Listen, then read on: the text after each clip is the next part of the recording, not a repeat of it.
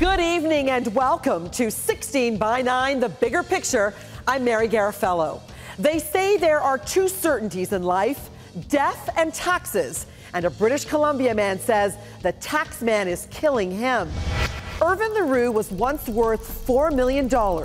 Today, he has nothing, thanks to a great big mistake by Revenue Canada.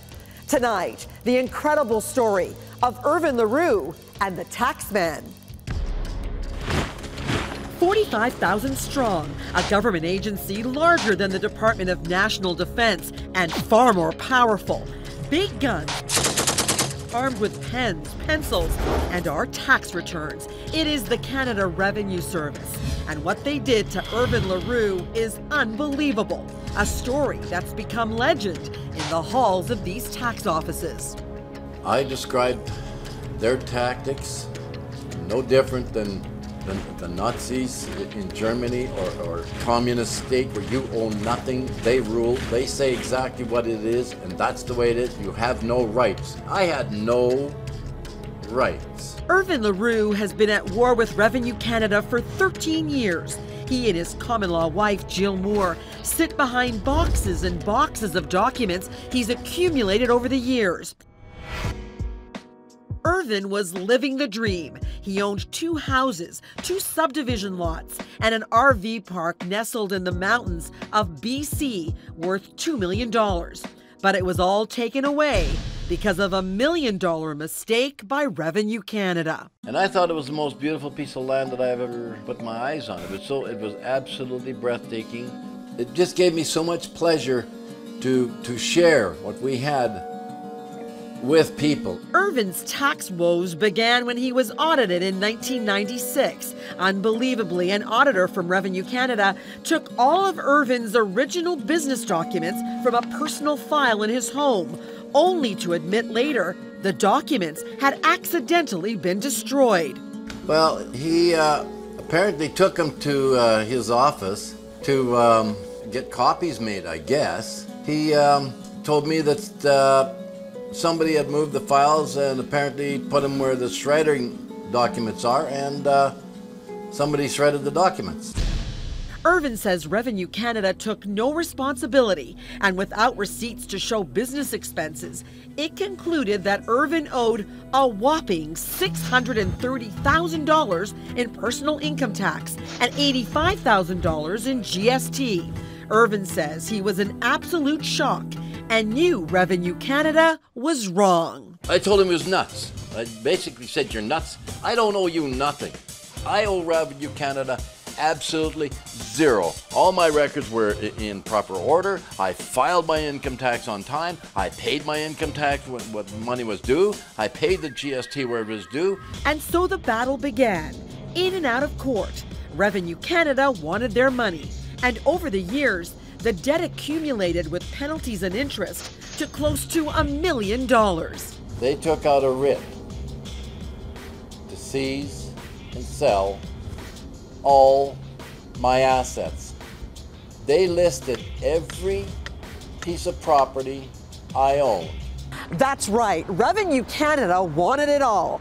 And the banks, fearing they would lose their investments, started calling in their loans. Irvin lost everything: his houses, his lots, and his beloved RV park.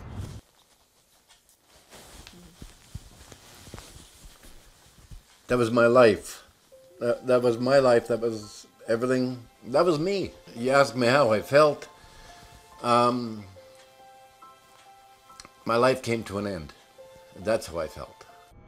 In total, Irvin says he lost approximately $4 million in assets and was left virtually homeless. I no longer have anything to retire with. I don't have it. It's gone. But this story doesn't end here. In fact, the best part of it is yet to come. In 2005, Irvin took his case to the Tax Court of Canada. And unbelievably, after 13 years of fighting and after losing everything, Revenue Canada admitted something incredible. It had made a mistake. Irvin was right all along. He didn't owe Revenue Canada any money. In fact, Revenue Canada owed him $24,000. No. I was not happy. And this is how they say, oh, you don't owe us anything? We owed you? I want restitution. I want my stuff back. I want my life. I want my life back. I want my future back. Irvin thought Revenue Canada would do the honorable thing, give him back what he lost. Instead, this is the shocking thing they told him. In the end, you were right.